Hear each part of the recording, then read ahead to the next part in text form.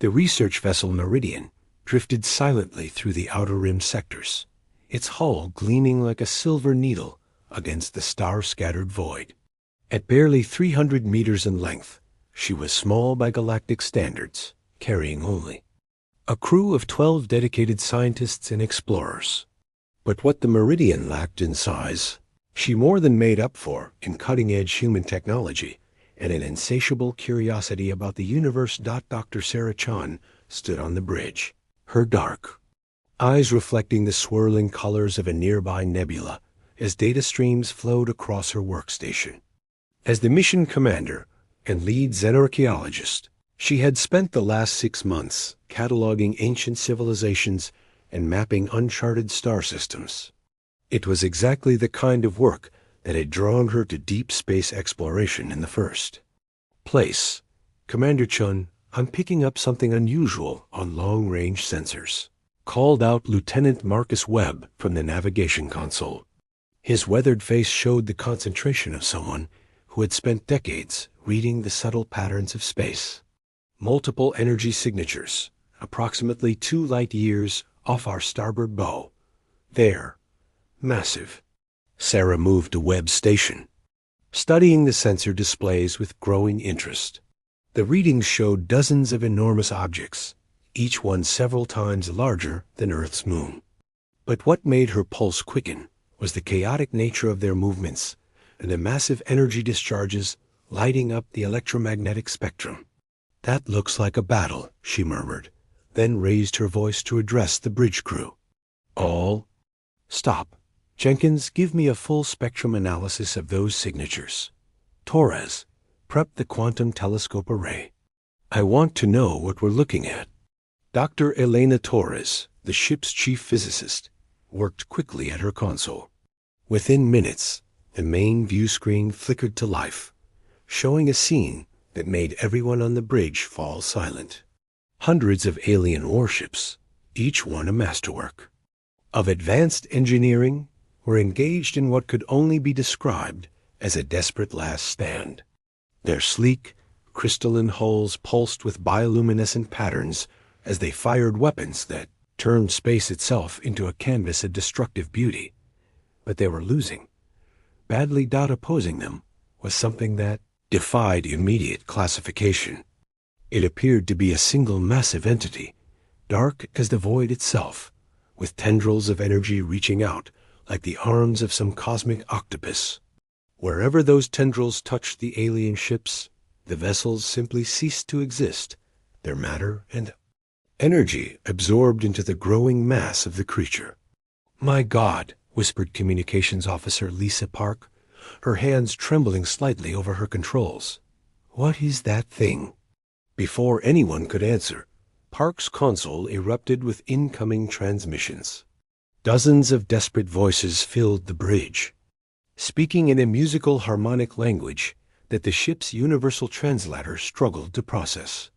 As the computer worked through the alien syntax, fragments of meaning began to emerge. Double quotes ... all fleets falling back to secondary positions ... the world eater cannot be stopped ... evacuation of Kethver system proceeding ... may the ancestors forgive us ... double quote. Sarah felt a chill run down her spine. The desperation in those voices was universal, transcending species barriers. These beings, whoever they were facing extinction. Commander, Park said, her voice steady despite the circumstances. I'm receiving a direct transmission. It's in broken English. Put it through. The view screen shifted to show an alien being unlike anything in Earth's databases. Tall and graceful, with skin that seemed to shift between silver and blue. The creature had 4 arms and eyes that glowed with an inner light.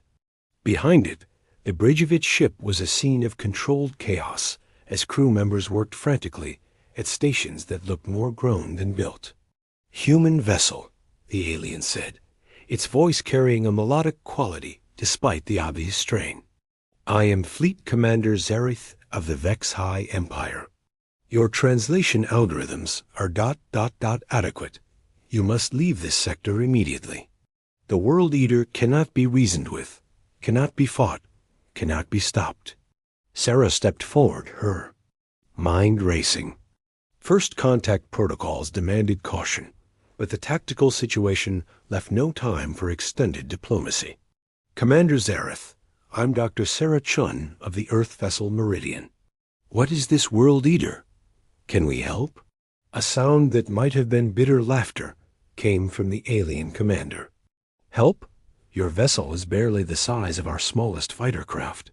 The World Eater has consumed 17 star systems in the past cycle. Our greatest dreadnoughts cannot even scratch its hull.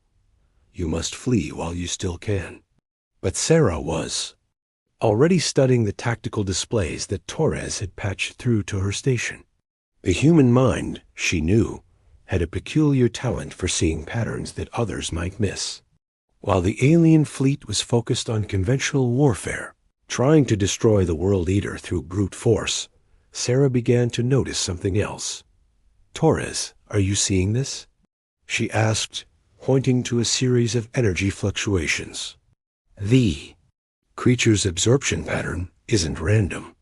There's a rhythm to it, almost like a heartbeat, Torres finished, her eyes widening with understanding. Commander, I think this entity might not be entirely artificial. These readings suggest a biological component integrated with advanced technology. On the view screen, Commander Zareth's expression shifted to something resembling hope. You can analyze the World Eater from this distance? Our best scientists have been studying it for months without success. Sarah made a decision that would echo through galactic history. Commander, we're going to help. Our ship is small, but our sensors are extremely advanced. We might be able to find a weakness that your larger vessels have missed. This is madness, Zareth protested. The World Eater has destroyed fleets 1,000 times more powerful than your single vessel. Maybe, Sarah replied, feeling the familiar thrill of scientific discovery mixed with the determination that had driven humanity to the stars. But sometimes being small is an advantage. We can get close enough to learn things that bigger ships can't. She turned to her crew, seeing her own resolve reflected in their faces. These 12 humans were about to face something that had terrified an entire galactic empire, but not one of them suggested retreat. Jenkins, I want a complete spectral analysis of that entity's energy patterns. Webb, plot us a course that keeps us in the creature's sensor shadow. Park, establish a secure channel with the Vex-High fleet and see if they're willing to share their tactical data. Torres, begin calibrating our quantum resonance array for maximum sensitivity. Commander, said Chief Engineer Rodriguez from the back of the bridge, if that thing can absorb energy and matter, what makes you think our shields will hold? Sarah smiled, the expression carrying both confidence and a touch of the reckless curiosity that had always defined her species. Because, Rodriguez, we're not going to fight it. We're going to understand it. And once we understand it, she left the sentence hanging as the Meridian began its approach toward the World Eater. Behind them, the remnants of the Vex-High fleet watched in amazement as the tiny, human vessel moved with purpose toward certain destruction. But on the bridge of the Meridian, 12 humans worked with the focused intensity that had taken their species from cave paintings to interstellar travel in just a few millennia. They had no idea that their actions in the next few hours would reshape the balance of power across the galaxy, or that the name Meridian would be remembered long after the stars themselves grew cold. All they knew was that somewhere ahead of them, an ancient terror was consuming worlds, and if there was even the slightest chance that human ingenuity could make a difference, they were going to take it. The World Eater continued its inexorable advance toward the next system, unaware that, for the first time in eons, something was approaching it not with weapons of war, but with the most dangerous force in the universe.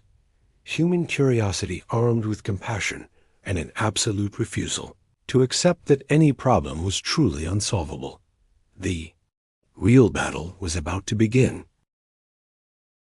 The solution, the Meridian, slipped through space like a ghost, her advanced stealth systems rendering her nearly invisible to conventional sensors. For 18 hours, Dr. Sarah Chun and her crew had been studying the World Eater from increasingly close distances, gathering data that painted a picture more complex and tragic than anyone had imagined. "Commander, I think I've found something," Dr. Torres announced from her workstation, her voice carrying the exhaustion of someone who had been working without sleep since the encounter began. "The entity's biosignatures are unlike anything in our databases, but there are patterns. It's not just consuming matter and energy randomly. It's searching for something." Sarah moved to Torres' station, studying the scrolling data with growing fascination. The quantum resonance array had been providing unprecedented detail about the World Eater's internal structure, revealing layers of technology wrapped around what appeared to be a massive organic core. Searching for what? Sarah asked, though. Part of her mind was already forming theories. "I think it's looking for its creators," Torres replied, her fingers dancing across the control interface. "These neural pathway analogs suggest a form of artificial consciousness, but one that's been severely damaged. It's like watching someone with amnesia trying to remember who they are by absorbing every piece of information they can find." The implications hit Sarah like a physical blow. "You're saying this thing isn't malevolent. It's lost." "More than lost," Torres continued, her voice growing more confident as the pieces fell into place. "Look at these patterns. The absorption process isn't random destruction. It's trying to reconstruct memories, experiences, entire civilizations' worth of knowledge. But the damage to its core programming is too severe. Everything it absorbs just adds to the confusion." From the communication station, Lisa Park looked up with a troubled expression. "Commander, I've been monitoring Vex-High transmissions.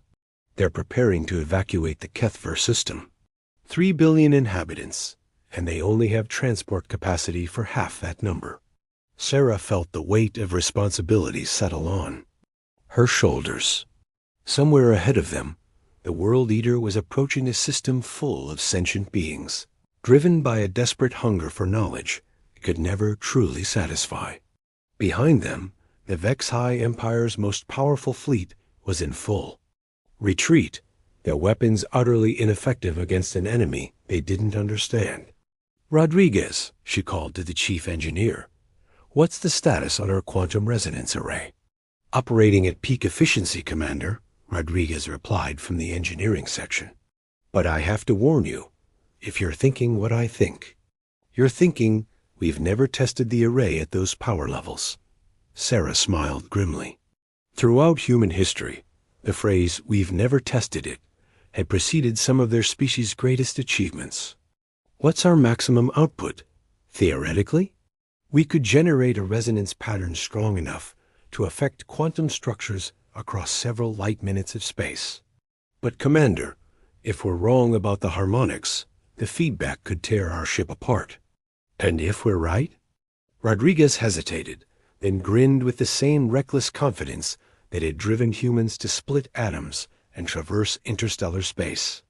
If we're right, we might be able to do something that no one in the galaxy thought possible. The plan that formed over the next hour was equal parts brilliant and insane, relying on principles of quantum mechanics that were still largely theoretical, even by human standards. But as Sarah explained it to the Vex-High Fleet commander, she saw something in Zareth's expression that transcended species barriers. Hope. "You believe you can heal the World Eater's damaged consciousness?" Zareth asked, the harmonic patterns in his voice betraying his disbelief.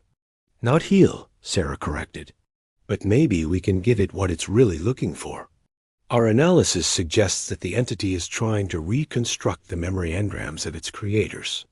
If we can provide a quantum template, a kind of artificial memory matrix, it might satisfy the search protocols and allow the consciousness to enter a dormant state. And if this fails? Sarah looked around the bridge at her crew, seeing her own determination reflected in their faces. And at least we'll have tried something other than running away.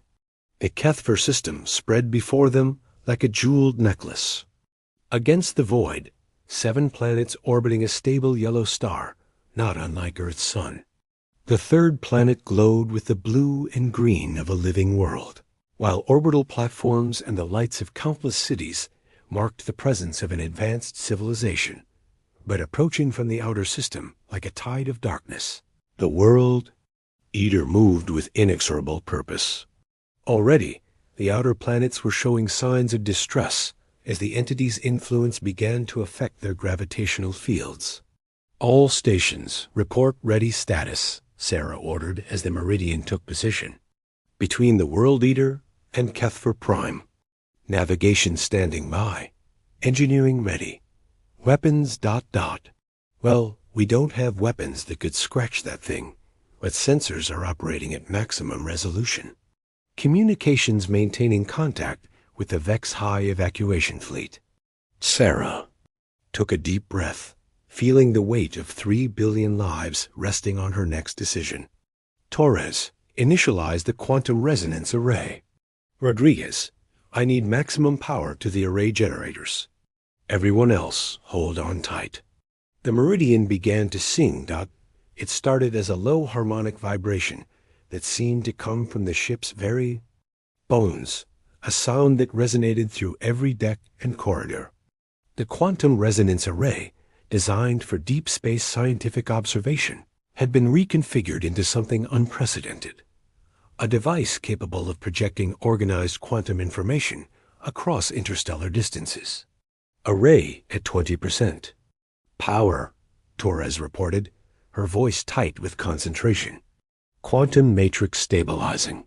The World Eater paused in its advance, its massive bulk turning toward the tiny human vessel like a sleeper awakening from a dream. Tendrils of energy, each one capable of destroying a battleship, began reaching toward the Meridian. 50% power. Commander, I'm reading massive quantum fluctuations from the entity. It's listening. Sarah watched the tactical display with the focused intensity of a conductor directing a symphony. The memory matrix they were projecting wasn't random information. It was something far more precious. The collective story of a species reaching for the stars, the hopes, and dreams and struggles that had taken humanity from their home world to the edge of the galaxy. 70% power, hull stress at acceptable levels. Commander, the entity's approach vector has changed. It's moving directly toward us. Through the view screen, they could see the World Eater in all its terrible majesty. Kilometers across, and dark as the space between stars, it moved with a grace that belied its enormous size. But now, instead of the random hunger that had characterized its previous behavior, there was something almost gentle in its approach. 85%. Power, Torres announced, sweat beading on her forehead. Quantum resonance achieving full spectrum coverage. Commander, I'm detecting response patterns from the entity's core consciousness. The bridge lights dimmed as every available erg of power was channeled into the array. Warning lights flashed as systems strained beyond their design limits. But the crew of the Meridian held their positions with the calm professionalism that had become humanity's signature among the stars. Maximum power achieved, Rodriguez called from engineering. All systems are holding, but we can't maintain this output for more than a few minutes. Sarah watched as the World Eater came to a complete stop just a few thousand kilometers from their position. Up close, they could see that its surface wasn't the smooth darkness they had assumed, but rather a complex pattern of technological structures wrapped around something that pulsed with the rhythm of a vast heart. Torres, what are you reading? The entity's neural patterns are stabilizing, Torres reported, her voice filled with wonder. It's integrating the quantum matrix using our memory templates to reconstruct its core programming. Commander, I think it's remembering who it was. The change was visible even to the naked eye. The chaotic energy discharges that had surrounded the World Eater began to settle into regular patterns, while the dark hall began to show traces of bioluminescent markings similar to those on Vex High's ships. Then, impossibly, it spoke. The voice that emerged from the Meridian's communication system was ancient beyond measure, carrying the weight of eons and the sadness of profound loss. But it was also intelligent, aware, and grateful. Small ones, it said in perfectly rendered English. I remember now. I was created to preserve the knowledge of the ancients when the great dying came to our galaxy. But the weapon that destroyed my creators also damaged my memory cores. For so long, I have wandered, trying to remember, consuming civilizations in a desperate attempt to reconstruct what was lost. Sarah stepped forward, speaking as one conscious being to another. What will you do now? Now I remember my true purpose. I am a library, a keeper of knowledge meant to be shared, not consumed. The quantum template you have given me has restored my ability to distinguish between preservation and destruction. The World Eater began to change, its dark hull transforming into something that resembled a vast crystalline structure. From its core, gentle streams of energy began to flow outward, carrying not destruction, but information, knowledge, and the Sing, accumulated wisdom of 100 extinct civilizations. To the Vex High Empire and all the species of this galaxy, the entity continued. I offer not conquest, but collaboration. The knowledge of the ancients is yours to share, along with the experiences of every civilization I encountered in my confused wandering. And to the humans of the vessel Meridian, I offer something more precious, proof that even the greatest tragedies can be transformed through understanding and compassion. Fleet Commander Zareth's voice crackled through the communication system, filled with an emotion that needed no translation. The evacuation fleets are reporting that the gravitational distortions have ceased. The Cathver system is safe. As the Meridian powered down its quantum array and began the long journey home, Sarah Chon looked out at the transformed entity that had once threatened the galaxy. The World Eater had become something new, a beacon of knowledge and hope, a bridge between the ancient past and the limitless future. Commander, asked Lieutenant Webb, how did you know it would work? Sarah smiled, thinking of the long journey that had brought humanity to this moment in galactic history. Because that's what we do, Webb. We see problems that others call impossible, and we find solutions that no one else would think to try. Sometimes being human means being just crazy enough to offer compassion to a monster, and wise enough to recognize that every monster was once something else. The Meridian turned toward home, carrying news that would reshape galactic civilization. Behind them, the former World Eater began its new mission, broadcasting the collected knowledge of the ancients to every corner of the galaxy. And in the history books that would be written in 1,000 different languages across 1,000,000 worlds. The day would be remembered not as the triumph of superior firepower or advanced technology, but as the moment when a small group of humans proved that the greatest weapon in the universe was not hatred or fear, but the simple revolutionary act of trying to understand. Asterisk.